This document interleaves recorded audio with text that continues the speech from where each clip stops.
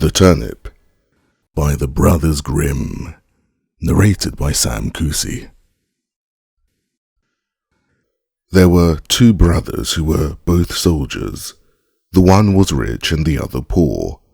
The poor man thought he would try to better himself, so, pulling off his red coat, he became a gardener and dug his ground well and sowed turnips. When the seed came up, there was one plant bigger than all the rest, and it kept getting larger and larger, and seemed as if it would never cease growing, so that it might have been called the Prince of Turnips, for there never was such a one seen before, and never will again. At last, it was so big that it filled a cart, and 2 oxen could hardly draw it, and the gardener knew not what in the world to do with it, nor whether it would be a blessing or a curse to him. One day he said to himself, "What shall I do with it? If I sell it, it will bring no more than another, and for eating. The little turnips are better than this. The best thing perhaps is to carry it and give it to the king as a mark of respect." Then he yoked his oxen and drew the turnip to the court and gave it to the king. "What a wonderful thing," said the king. "I have seen many strange things, but such a monster as this I never saw. Where did you get the seed? Or is it only your good luck? If so, you are a true child of fortune."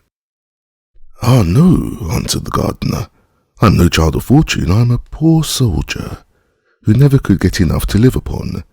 So I laid aside my red coat and set to work, tilling the ground. I have a brother who is rich, and your majesty knows him well, and all the world knows him. But because I am poor, everybody forgets me." The king then took pity on him and said, "You shall be poor no longer. I will give you so much that you shall even be richer than your brother." Then he gave him gold and lands and flocks, and made him so rich that his brother's fortune could not at all be compared with his. When the brother heard all of this, and how a turnip had made the gardener so rich, he envied him sorely, and bethought himself how he could contrive to get the same good fortune for himself. However, he determined to manage more cleverly than his brother, and got together a rich present of gold and fine horses for the king, and thought he must have a larger gift in return, for if his brother had received so much for only a turnip, what must his present be worth? The king took the gift very graciously, and said he knew not what to give in return more valuable and wonderful than the great turnip. So the soldier was forced to put it into a cart and drag it home with him.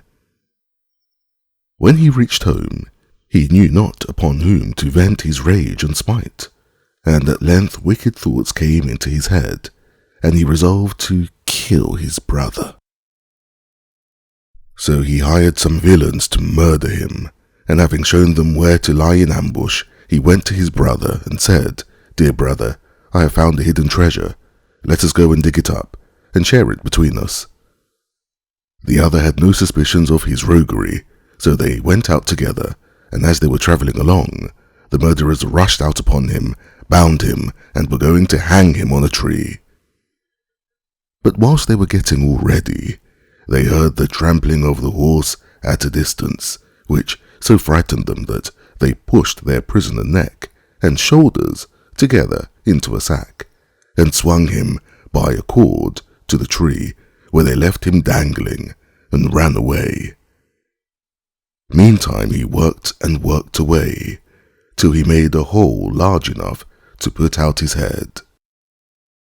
When the horseman came up, he proved to be a student, a merry fellow, who was journeying along on his nag and singing as he went. As soon as the man in the sack saw him passing under the tree, he cried out, good morning to thee, my friend." The student looked about everywhere, and seeing no one, and not knowing where the voice came from, cried out, "Who calls me?" Then the man in the tree answered, "Lift up thine eyes, For behold, here I sit in the sack of wisdom. Here have I, in a short time, learned great and wondrous things. Compared to this seat, all the learning of the schools is an empty air. A little longer, and I shall know all that man can know, and shall come forth wiser than the wisest of mankind. Here I discern the signs and motions of the heavens and the stars, the laws that control the winds, the number of the sands of the seashore, the healing of the sick, the virtues of all simples, of birds, and of precious stones. Wert thou but once here, my friend, thou wouldst feel and own the power of knowledge. The student listened to all this and wondered much. At last he said, Blessed be the day and hour when I found you.